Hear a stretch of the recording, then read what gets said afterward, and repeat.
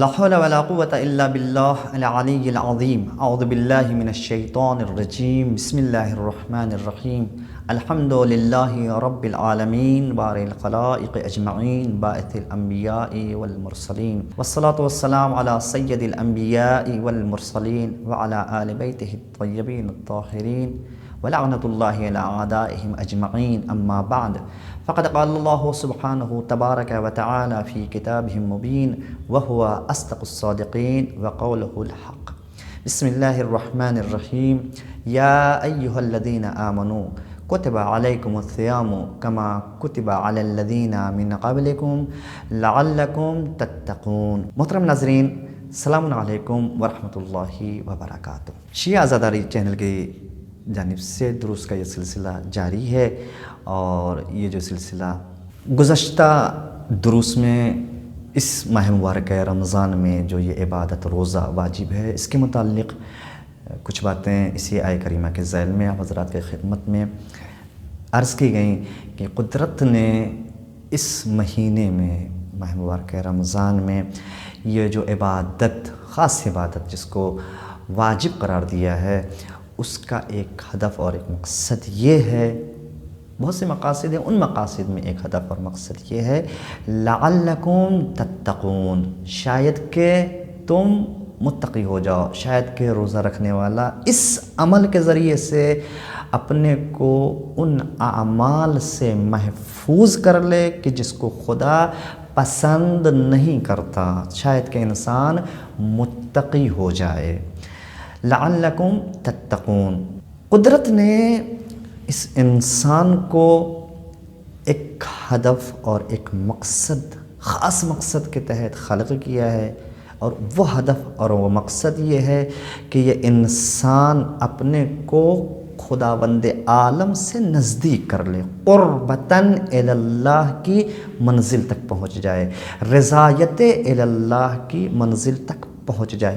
یہ ہے ہدف اس انسان کی خلقت کا، یعنی اسے ایک سفر طے کرنا ہے پستی سے قربتاً الی اللہ تک کا، بلندی تک کا۔ لیکن اس سفر میں کچھ موانع ہیں، کچھ رکاوٹیں ہیں کہ جو انسان کو اس سفر کے مکمل ہونے میں روکتی ہیں۔ ان رکاوٹوں کو گناہ، معصیت، برائی یہ کہتے ہیں۔ ان رکاوٹوں کو گناہ کہتے ہیں، معصیت کہتے ہیں، برائی کہتے ہیں، وہ اعمال کہ جن کو خدا پسند نہیں کرتا۔ ان گناہوں سے، ان اعمال سے کہ جن کو خدا پسند نہیں کرتا، اپنے کو محفوظ رکھنا، اسی کا نام تقویٰ ہے، اسی کا نام متقی ہونا ہے۔ اور اس روزے کے مقاصد میں ایک مقصد یہ ہے کہ تم متقی ہو جاؤ، شاید کہ تم اس عبادت کے ذریعے سے تم تقویٰ الہی کی منزل تک پہنچ جاؤ، یعنی اپنے کو ایسا بنا لو جیسا خدا پسند فرماتا ہے۔ اس روزے میں یہ صلاحیت ہے کہ انسان اپنے کو ان چیزوں سے محفوظ کر سکتا ہے۔ بہت سی ایسی چیزیں جیسا گزشتہ درس میں عرض کیا گیا آپ کی خدمت میں کہ جیسے جسم کے لیے کچھ امراض ہیں، اسی طریقے سے روح کے لیے بھی بہت سی بیماریاں ہیں، اور اگر انسان کی روح ان بیماریوں میں مبتلا ہے تو کبھی بھی انسان اپنے مقصد خلقت تک نہیں پہنچ سکتا، قربتاً الی اللہ کی منزل تک نہیں پہنچ سکتا۔ جس کے لیے خدا نے اسے خلق کیا ہے وہاں تک نہیں پہنچ سکتا۔ وہاں تک پہنچنے کے لیے ضروری ہے کہ یہ انسان اپنے کو ان برائیوں سے محفوظ رکھے، یا اگر خدا نخواستہ ان برائیوں میں مبتلا ہو چکا ہے، ان گناہوں میں مبتلا ہو چکا ہے، تو ان امراض میں اگر مبتلا ہو چکا ہے تو اس کے لیے ضروری ہے کہ ان کی طرف متوجہ ہو اور علاج کرے، ان کو اپنے روح سے دور رکھے تاکہ اس سفر کو وہ آسانی سے طے کر سکے۔ یہ ہے روزے کے مقاصد میں ایک مقصد، لعلکم تتقون، شاید کہ تم متقی ہو جاؤ، یعنی بچا سکو اپنے آپ کو ان اعمال سے کہ جو خدا پسند نہیں کرتا۔ بہت سی ایسی چیزیں ہیں کہ جو روح انسان کی جس سے متاثر ہوتی ہے، جو ڈائریکٹ روح پر جن کا اثر ہوتا ہے، جیسا کہ گزشتہ درس میں عرض کیا گیا آپ کی خدمت میں کہ وہ امراض کہ جو روح کو متاثر کرتے ہیں، ان میں ایک بیماری یہ تھی کہ انسان جو دوسروں کی برائی کرتا ہے یا برائی سنتا ہے، غیبت کرتا ہے، یہ بھی ایک روح کے لیے بیماری ہے۔ ان بیماریوں میں ایک بیماری جس کی طرف آج اشارہ کرنا ہے، بیماری ہے جو روح کو بہت زیادہ نقصان پہنچاتی ہے، وہ ہے تکبر کی بیماری، غرور کی بیماری، گھمنڈ کی بیماری۔ انسان اگر مثلا بہت زیادہ پیسہ ہو گیا یا اس کے گھر میں افراد کی تعداد بہت زیادہ ہو گئی یا اس کے بازو میں طاقت بہت زیادہ ہے، تو ان چیزوں پر انسان غرور کرتا ہے۔ کبھی کبھی انسان اپنی عبادتوں پر اس کو ناز ہو جاتا ہے، غرور کرتا ہے۔ اگر انسان متکبر ہو گیا، غرور آ گیا اس کے اندر، تو یہ بیماری روح کے لیے اتنی خطرناک ہے کہ پھر انسان کی روح آہستہ آہستہ اس بیماری میں مبتلا ہو کر روح کی آواز آنا بند ہو جاتی ہے، پھر روح میں گناہوں سے لڑنے کی طاقت ختم ہو جاتی ہے۔ لہٰذا اگر اس طریقے کی عادت ہے کسی کے اندر اور اگر اس بیماری میں مبتلا ہو چکا ہے، تو اسی روزے کے ذریعے سے، اسی ماہ مبارکہ رمضان کے ایک مہینہ خداوند عالم کی رضایت کے لیے، اس کی خوشنودی کے لیے، اس سے نزدیک ہونے کی نیت سے، پروردگار ہم تیرے لیے ایک مہینہ روزہ رکھتے ہیں، ہم تیرے لیے ایک مہینہ تو نے حکم دیا ہے ہم روزہ رکھتے ہیں، تاکہ ہم اپنے کو ایسا بنا سکیں جیسا تو پسند فرماتا ہے، جیسا تو پسند کرتا ہے۔ یہی روزہ انسان کو متقی بنانے میں، یعنی ان بیماریوں سے نجات دلانے میں انسان کی مدد کر سکتا ہے۔ یہ تکبر بہت بڑی بیماری ہے روح کے لیے، بہت بڑی بیماری ہے اس ضمیر کی آواز کو ختم کرنے کے لیے۔ اور اس کا چونکہ یہ تکبر ایک ایسی چیز ہے کہ جو کبھی بھی انسان کو حق ہی نہیں ہے کہ وہ کسی بھی چیز پر متکبر ہو جائے، کسی بھی چیز پر غرور کر لے، اس کو حق ہی نہیں ہے۔ کیوں؟ کیونکہ اس کے پاس جو بھی ہے، چاہے یہ بہت بڑا ذہین ہے، چاہے بہت اچھی اس کی خطابت ہے، بہت اچھی ذاکری ہے، بہترین آواز ہے، بہت زیادہ دولت ہے، بہت زیادہ پیسہ ہے، اس کے گھر میں تعداد افراد کی بہت زیادہ ہے، اس کے بہت بڑا گھر ہے، بہت زیادہ کھیت ہے، جتنی بھی چیزیں آپ سوچ سکتے ہیں سب کچھ اس کے پاس سب سے زیادہ ہے، لیکن یہ ایک دیا کس نے اس کو؟ اس کا اپنا اس میں کیا ہے؟ یہ سب کچھ خداوند عالم نے دیا ہے، سب کچھ اسے خداوند عالم نے عطا کیا ہے۔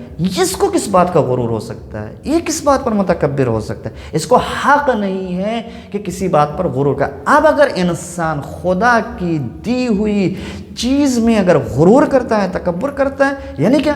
یعنی وہ خدا کو پھر خدا نہیں مانتا، اپنے کو سب کچھ سمجھ رہا ہے، اور یہ چیز خدا کو بالکل گوارا نہیں ہے، بالکل پسند نہیں ہے۔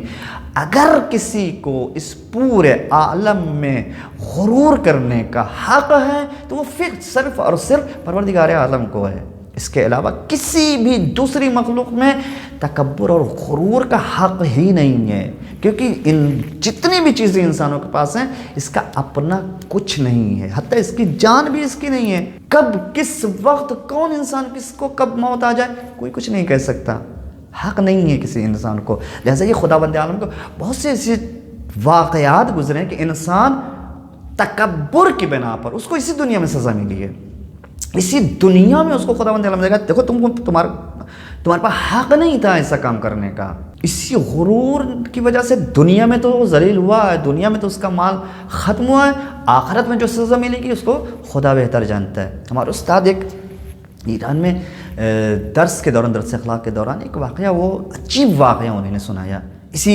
غرور کے متعلق۔ کہتے ہیں کہ ایک عالم دین تھے، وہ جا رہے تھے شہر میں، کہیں سے پلٹ رہے تھے تو ان کے کانوں میں ایک فقیر کی آواز آئی، کوئی بھیک مانگ رہا تھا، عجیب جملے تھے اس کے۔ وہ کہہ رہا تھا کہ کل تک میں اپنی بستی کا بہت بڑا زمیندار، بہت بڑا رئیس تھا، میرے مقابلے میں کوئی نہیں تھا، اور آج میری یہ حالت ہے کہ میں بھیک مانگ رہا ہوں، آج میرے پاس کچھ بھی نہیں ہے۔ یہ جملہ سنا تو ان کو تعجب ہوا کہ یہ آخر دیکھیں تو یہ ہے کون، کیوں ایسی بات کر رہا ہے؟ گئے اس کے پاس بیٹھ گئے، کہا جو کچھ کہو گے ہم تمہاری مدد کریں گے، مگر بتاؤ تمہارے ساتھ ہوا کیا، اور کہاں کہ تم اتنے بڑے رئیس تھے اور آج تمہارے ساتھ یہ کیسے ہو گیا کہ تمہیں بھیک مانگنا پڑ رہا ہے؟ کہا قبلہ آپ اگر مدد کرنا چاہیں تو مدد کریں، کیا کریں گے ہماری؟ کہا نہیں میں مدد تو کروں گا لیکن اگر مناسب سمجھو تو مجھے بتا دو، میں جاننا چاہتا ہوں۔ بیٹھ گئے۔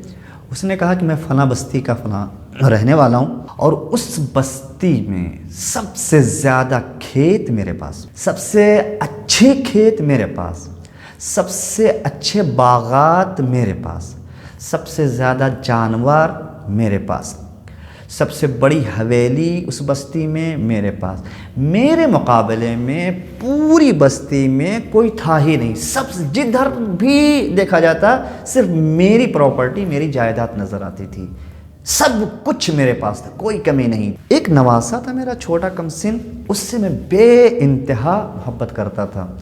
شہر آیا تھا کسی کام کے لیے اپنے سواری گھوڑے پر سوار ہو کے، اور میرا استاد ہمارا استاد بتا رہے تھے کہ یہ واقعہ بہت زیادہ پرانا نہیں ہے، ابھی کچھ سالوں پہلے کا یہ واقعہ ہے۔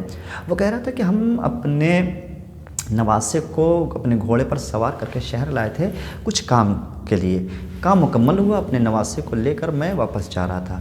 جیسے ہی اپنی بستی کے قریب پہنچا، مجھے صرف اپنے باغات نظر آئے، اپنے کھیت نظر آئے، اپنے جانور چرتے ہوئے نظر آئے، اپنی حویلی، عالیشان حویلی نظر آئی، ہر طرف جہاں پر بھی میری نظر جاتی تھی صرف اپنی پراپرٹی، اپنی جائیداد نظر آتی تھی، دوسرے کسی کا کچھ نظر ہی نہیں آتا تھا، دوسرے کا کچھ بھی نظر نہیں آتا، صرف مجھے اپنا ہی مال نظر آ رہا تھا۔ جیسے ہی میں نے دیکھا مجھے اندر سے اتنی خوشی ہوئی اور غرور اور تکبر کا میں شکار ہو گیا۔ جیسے ہی دیکھا میں نے ایک مرتبہ آسمان کی طرف نگاہیں بلند کی، ایک جملہ کہہ دیا، میں نے کہا خدایا اب 100 سال تک مجھے تیری ضرورت نہیں۔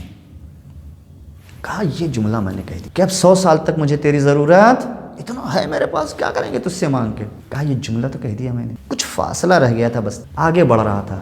بڑھتے بڑھتے کچھ ہی دیر میں مجھے لگا کہ جسے اندھیرا ہونے لگا، دن کا وقت تھا لیکن مجھے لگا کہ جسے اندھیرا چھانے لگا۔ آسمان کی طرف میں نے دیکھا تو بالکل سیاہ بادل ہمارے اوپر آنے لگے۔ کچھ دور ہی پہنچا تھا کہ چاروں طرف بالکل اندھیرا چھا چکا تھا اور بادل، سیاہ بادل چاروں طرف، بارش، موسلا دھار بارش شروع ہو گئی۔ ایسی بارش کہ پوری زندگی میں نے کبھی نہیں دیکھی تھی۔ اپنے کو محفوظ کرنے کے لیے، اپنے نواسے کو بچانے کے لیے میں ایک ٹیلے پر، ایک بلندی پر جا کے کھڑا ہو گیا۔ سمجھ نہیں آ رہا تھا کہ یہ بغیر موسم اتنی شدید بارش کیسے ہو رہی ہے، کیا وجہ ہے؟ اوپر سے بارش، نیچے سے پانی ابل رہا ہے۔ کہا میں دیکھ رہا تھا کیا ہو رہا ہے، سمجھ نہیں پا رہا تھا۔ کچھ ہی دیر میں دیکھتے دیکھتے چاروں طرف صرف پانی ہی پانی نظر آ رہا تھا۔ کہا میرے سمجھ نہیں آ رہا تھا کہ یہ ہو کیا رہا ہے۔ اب مجھے کچھ ہی دیر میں دیکھ رہا ہوں میرے کھیت بہہ رہے ہیں، میرے درخت بہہ رہے ہیں، میرے جانور سب بہہ رہے ہیں، میری حویلی گر رہی ہے، جتنی بھی میری پراپرٹی سب بہتی چلی جا رہی ہے۔ کہا میرے سمجھ نہیں آ رہا تھا۔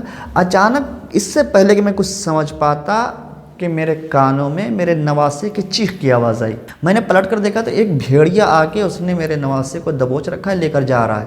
ہاتھ میں میری بندوق تھی، میں نے نشانہ لگایا کس کی طرف؟ اس بھیڑیے کی طرف، تاکہ اپنے نواسے کو نجات دے سکوں۔ کہا نشانہ لگایا، نشانہ چوک گیا، بھیڑیے کے بجائے میرے نواسے کی پیشانی پہ وہ گولی لگی۔ کہا وہ بھی میں دیکھتے دیکھتے ختم ہو گیا۔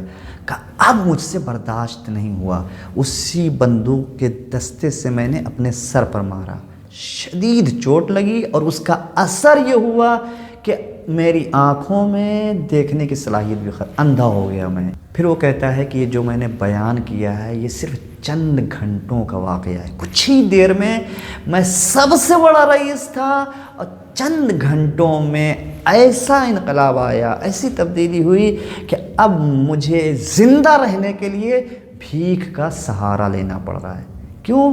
کہ خدا کو غرور پسند نہیں، میں متکبر ہو گیا تھا، میں غرور ہو گیا تھا، یہ غرور خدا کو پسند نہیں ہے۔ اور خداوند عالم کہہ رہا ہے کہ اس ماہ مبارک رمضان میں یہ عمل انجام دو، عبادت کرو، ہو سکتا ہے اس طریقے کی بیماریوں سے تم اپنے کو نجات دے سکو۔ پروردگار بحق محمد و آل محمد ہم سب کو ایسا بننے کی توفیق عنایت فرما جیسا تو پسند فرماتا ہے۔ والسلام علیکم ورحمۃ اللہ وبرکاتہ۔ شیعہ زداری، پیغام اہل بیت کو پہنچانے کا راستہ۔